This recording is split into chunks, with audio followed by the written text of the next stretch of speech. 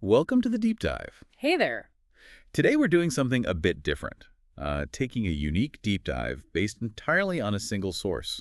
Yeah, it's a transcript, right, from a YouTube video about an investigative hypnosis session. Exactly. And, well, think of this session as exploring perceived realities and some pretty esoteric claims about well-known people and events. Our job today, really, is to pull out the main bits of information from this specific transcript you sent over. Right. Both the big claims themselves and what the source actually says about its own method, how reliable it is, that kind of thing. We're just reporting what's in the material. Okay, so you'll get the core ideas from this one source. Should be interesting. Get ready for some surprising perspectives, all pulled directly from this transcript. Let's do it. Okay, let's unpack this then. So the transcript kicks off exploring the perceived, let's call it energetic blueprint, the DNA of Pope Francis. Right, but in the here and now as they perceived it during the session. And the perception itself is pretty striking. Yeah, according to the source, the perception is he's part human and part alien entity. Whoa, okay. Part alien. Does it specify what kind? It does. The perceived type is Draconian. Draconian. Yeah, and they're described in the session context as, like, hierarchical, very powerful, and visually massive in their own reality. And is there a perceived ratio, like how much human versus alien? The perception reported is 50-50, half human, half this Draconian entity. Okay, 50-50. Then it gets even stranger because the session describes perceiving Pope Francis in, what, 3 different states or places at the same time? Yes, simultaneously, all on the same perceived spatio-temporal line, so same moment. Wow. What are these 3 states? Okay, so one is just in the ether, which, in these contexts usually means a non-physical, energetic kind of reality. Another perception is him inside the Vatican Basilica, but observing from above, kind of overseeing things, almost like he's, I don't know, controlling it. Observing from above. And the third one? The third perception is him in a hospital bed, sick, eyes closed. So 3 states at once. Ether, Vatican observer, hospital bed. What's the perceived reason for this? Why see him like that? Well, the source suggests the perception is meant to show that events were programmed, like they were meant to happen exactly this way. Programmed? How so? The hospital state, for instance, was perceived as a way to deliberately focus everyone's attention on him, while other stuff was potentially going on elsewhere. A distraction, sort of. Kind of. Yeah. And the Vatican observer state, that perception suggested complicity, maybe, or at least satisfaction with how things were playing out according to the program. Right. Okay. This idea of programming leads into the timing of Pope Francis's passing, doesn't it? Yeah. What dates come up in the source? Yeah, it's specific. The initial perceived death date given in the session is between February 20th and 26th, 2025. February 2025. But wasn't there another date mentioned? Yes, interestingly, the hypno-operator suggests April 21st, 2025, and even notes it coincides with the Annunciation of Resurrection. But the actual perception from the entity or whatever was being accessed. That perception, according to the transcript, insists on the earlier February window. It's quite firm.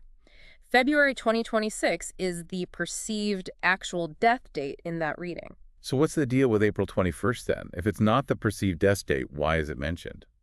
According to the source, that's the date they, the supposed programmers or entities, want people to believe. Okay. Why? It carries a specific symbolic message, focusing on resurrection, not just death. It apparently fits a narrative they want to push. So the core claim running through this is that his death was programmed. It wasn't just, natural causes. Absolutely. The source emphasizes it happened exactly as intended by this perceived program. How does it describe that? It's almost like a perceived internal dialogue. The human part is seen as saying, I want to die, I am ready. And the alien part responds, okay, now I will make you die. Like it's fulfilling the wish, but within its own agenda. And the perceived physical cause. Described as an infectious disease, specifically hitting the lungs and heart. And there's this odd mention of a missing organ being somehow involved. A missing organ. Ah.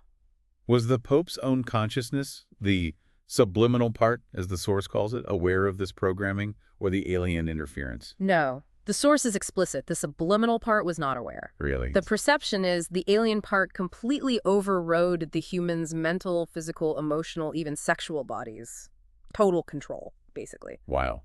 And the moment of death itself? Is that described? Yes, the perception is the subliminal part exiting the body through a lung. Through a lung, okay. And the timing, again, this perceived February death, any significance to why then? Yeah, the perception was it might have been chosen because it was a Jubilee year. To make it a more sensational or eclatant event, really capture global attention. Okay, so that's the perceived death in February. Mhm. But the story in the transcript doesn't end there, does it? Yeah. It talks about things happening after that. Right. This is where it gets even more complex. The source perceives actions taken with the body after the February death, specifically injecting liquids. To do what? To keep it intact, preserve the skin, the organs, stop decomposition. Okay, why? And then there's a mention of another person. Exactly. Mhm. A look-alike, or Sosia, as the source terms it, a second person perceived as very similar to the poem, was seen being used. A look-alike. How was this person found, according to the transcript? Also perceived as programmed, like identified years before as a potential substitute, ready for this exact scenario. Programmed. And what was this look-alike's condition? The perception was they were already very sick, described as almost dying or actually died. Already dying. Yeah, and that illness was perceived as being deliberately accelerated. It was part of the program, a willed act to make sure they were ready when needed. Goodness. Any other details about this person? Perceived as Italian, a simple person, not highly cultured, and interestingly, didn't know languages like English, which the source contrasts with the real Pope. Also perceived as being seen in a wheelchair. Okay. And what about their state later on, closer to Easter time? The perception is they were very sick sometimes, but would seem better for public appearances when needed. A managed decline, maybe? And the look-alike's own perceived death date. Is it that April 21st date? No. The session perception is not April 21st. It's perceived as 2 days later, April 22nd or 23rd. And did this person, the look-alike, know what was happening? That they were meant to die? The perception is no, they were unaware. Their mental body was seen as compromised. Compromised how? And crucially, they were perceived with 3 implants in the head. In this system, that usually signifies external manipulation or interference. 3 implants. Okay, so going back, why wasn't the real perceived death announced back in February then? What was the point of the look-alike? The source claims it was all part of the program. There was a specific esoteric cause linked directly to that draconian interference. It wasn't just random. It served a purpose for those perceived entities. Right, the underlying perceived influence. Okay, let's shift gears a bit. The session also looks at broader things, like prophecy, specifically the Malachi prophecy. Yeah, the one about the last pope, turmoil, the fall of Rome, end of the papacy, all that. What's the perception there? How does the source interpret it? The interpretation in the session is that it's partly true, partly not. A mix. Partly true. What about the timeline for Pope Francis himself in that context? There seemed to be maybe conflicting dates earlier? Yeah, it's interesting. We had the perceived February 2025 death date, but later the perception mentioned is that Pope Francis remains alive and his mandate ends around 2027. 2027. So there's a bit of a discrepancy within the source's perceptions. It seems so. We're just reporting what the transcript says, including that slight tension in the perceived timeline. Okay. And Rome. The prophecy talks about destruction. What does the source perceive? Explicitly, destruction, no. That's a direct quote from the perception described. No destruction. Then what? The perception is scompiglio, which is more like turmoil, confusion, intense discussion, a lot of movement, not literal collapse. But the end of the papacy as an institution, is that perceived? Yes. The perceived end of the papacy is seen in the future according to this session. Okay. How does this link back to that Latin text, the Petrus Romanus part, about the city of 7 hills being destroyed? Well, this session acknowledges seeing the prophecy itself, like visualizing the flames and destruction over Rome symbolically. But it perceives that on the etheric plane, that non-physical level, again, it manifests differently. Wow. As movement, discussion, a changing kind of dark sky perceived over the Vatican, but leading eventually to a pacification, a resolution, not physical ruin. Interesting. So after all this perceived upheaval around the Pope and the institution, what about the rest of the world, the geopolitical reaction? The perception is lots of turmoil, lots of discussion among nations. Anything what, mainly? Who they want as the next pope. It's perceived as nations pushing their preferred candidates based on their own agendas. So like different countries jockeying for influence. Exactly. The source mentions perceived discussions involving American, Dutch, Italian candidates, and also friction, arguments involving France and England in this perceived scenario. Right. Which leads us straight to the next conclave, the process of choosing the next pope. What's the esoteric view presented here? It's perceived on two levels. Physically, yes, the cardinals meet, but simultaneously something is perceived happening on the metaphysical plane. Beyond the physical, what's seen there? This is quite visual. The perception is of entities attached to each cardinal who's part of the conclave. Entities, what do they look like? Perceived as wearing black tunics, pointed black hats. Faces seem kind of human-like, but with black, hollow eyes, just a hint of mouth nose. Okay. But, and this is key, underneath the tunic, they're perceived as having a reptilian body. Reptilian. And they're attached how? By a thread, each entity linked to a cardinal. And these entities influence the choice. More than influence, the perception is the choice is programmed. It's decided by these entities from that metaphysical level. So who do they choose? Who is the next pope perceived to be? Primarily seen as Italian. That's the dominant perception. Italian. But wasn't there another possibility mentioned? Yes, faintly, a black pope, meaning a black-skinned person, is also perceived, kind of in the distance, a less likely outcome maybe, but Italian is the main perception. Okay, so if these entities are choosing, what's their goal? What are their objectives, according to the source? Simple. Power. To govern, to control. That's the primary perceived drive. And what fuels them? Their vital energy source. The source says it's the people, specifically the faithful, those close to the church, its institutions. So conquering the people is the aim. That's perceived as their main objective, yes, gaining their energy, their allegiance. Geopolitics is seen as secondary, just a tool for that main goal. And the new pope's role in this? Simply their instrument. And there's an interesting perceived shift in how they'll use this new instrument compared to Pope Francis. Oh, how so? The perception was that Francis targeted the poor, the defenseless, perhaps for their energy or manipulating them. Okay. This new pope, however, is perceived to target people of a certain rank, lineage, level. It's specifically tied to wealth, money, the economy, a different focus group, if you like. Right, targeting the affluent or powerful. And how long is this next pope perceived to be in power? Not long. Around 2 years. The perception is they die in 2027. 2027. That date again. It lines up with the other date mentioned for Francis's mandate ending, doesn't it? It does, yes. It seems to tie back to that 2027 timeline mentioned earlier in the session. So after this pope dies in 2027, what then? Another pope? Another conclave? No, the perception is no succession in the usual way. No single pope? Correct. Instead, a group, Yeah. described as a small, tight group close to the previous pope, they take over decision-making. And that is perceived as the end of the papacy? That's presented as the perceived end of the institution as we know it. Okay. And just circling back to Rome one last time, you said evolution, not destruction. What does that look like? The terms used are manipulated well-being, also manipulated mental bodies. Manipulated well-being. Yeah, so on the surface, to observers, it might look like things are okay, like there's well-being, but the perception is that it's engineered, controlled by these underlying forces, not genuine peace or prosperity. Right. Okay. Wow. That is a lot. A very detailed, very specific, and pretty extraordinary scenario perceived in this session. It really is. But, and this is just as crucial, the source itself, the transcript, spends quite a bit of time talking about the reliability of getting information this way. Yes, it gets very meta about its own methodology. This is where it reflects on the process itself. What's the source's verdict on a single session like this? Pretty blunt, actually. Its view is that a single session of this kind of investigative hypnosis is not reliable for factual investigation. Not at all. Not reliable. How strongly do they put it? The information is described as highly contaminated, polluted even. Highly contaminated. They use an analogy, don't they? Yeah, a really vivid one. It's like trying to communicate underwater. Underwater. Yeah, between people speaking different languages, using distorted sounds, weird gestures.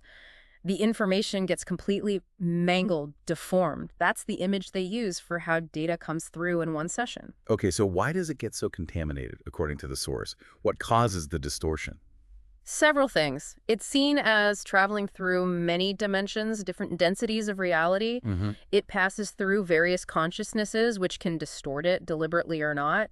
And then finally, it gets filtered and interpreted by the hypnotized person's own mind. Their own mind. Yeah, their beliefs, their culture, their personal history, past experiences. All of that acts like a filter, changing the original perceived data before it's even spoken. So if a single session is so unreliable for facts, what is the point? What's the value of the information from one session, according to this source? Its main value is described as being a vehicle. A vehicle For what? To get to the client's specific personal problem, to understand the esoteric interference or cause behind their individual issue, that's the primary therapeutic goal. So it's about the client, not about finding objective truth about world events. Exactly. The source is emphatic. You do not take this stuff as factual data to be memorized or treated as gospel truth about the outside world. Okay, so how do they get reliable information using this method if a single session is out? Through volume. Many sessions. The source mentions needing thousands. Thousands, wow. Yeah. And the process is about filtering. Looking for data points that are common, that show up consistently across all or almost all of those thousands of sessions. So consistency across a huge sample size is key. That's the idea. Only the recurring elements, the common threads, are considered reliable enough within their framework to suggest something about a larger reality beyond just one person's experience. And they actually give examples of things they claim have been cross-verified this way, through all that work. Oh yeah, like what? Things like physical descriptions of certain perceived alien types. Greys, insectoids, reptilians apparently show up consistently. The color of Mars, oddly enough, the existence and function of specific types of perceived implants, even perceived subterranean etheric areas under certain cities. Okay, so these are things they claim appear repeatedly across many sessions. Right, which gives those specific data points a different status within their system compared to the unique details from a single session like the one we've been discussing. Are there still challenges, even when trying to cross-verify across many sections? Oh, yeah. The source mentions that entities themselves might actively block information, or even worse, deliberately feed false or distorted information. Especially when? Especially if there isn't already a perceived interference link with the client. If you're just asking broad questions about the world, it's apparently easier for entities to mislead or block, according to this perspective. There's a practical limit too, right? Yes, definitely. They state the method is really best for restricted topics, very specific questions. Because broad topics like, say, investigating the entire history of Rome or something, would need an absolutely immense number of sessions, carefully subdivided to filter reliably, maybe an impossible number. So just to sum up the goal of these investigative hypnosis cycles, as the source sees it. It's about meticulously filtering for those common threads, seeing the same detail emerge again and again and again from thousands of different sessions, building a kind of mosaic, a common picture, piece by tiny piece. But you absolutely do not take the data from just one session as a factual report on reality. That's the source's own strong caution. Okay. So what does this all mean then? We've really unpacked a unique and incredibly detailed set of claims today. Yeah, all pulled from this single source using this very specific method, which the source itself says is challenging and prone to contamination. We've heard these perceived realities about a major world figure, this whole complex narrative involving, programmed events, lookalikes. A pretty wild take on prophecy, the future of the papacy, even these perceived hidden entities influencing things behind the scenes. But just as importantly, we've heard the source's own warnings about how hard it is to get reliable information this way, how a single session is explicitly not factual data. And that cross-verification across thousands of sessions is needed within their system to find any kind of reliable pattern. Right. So this deep dive has basically given you a shortcut to understanding both the extraordinary claims and the methodological caveats presented in this one specific piece of material you shared. Exactly. You get the narrative, and you get the source's own health warning about how to take that narrative. So maybe here's a final thought for you to chew on. Given the source's own detailed description of just how difficult and potentially unreliable this method is for finding facts, how should we approach these kinds of extraordinary claims when they come from unconventional sources like this? Especially when the source itself tells you it's likely contaminated. How much weight can you give it, even based on its own rules for reliability? Something to think about. Definitely. Thanks for joining us for this deep dive.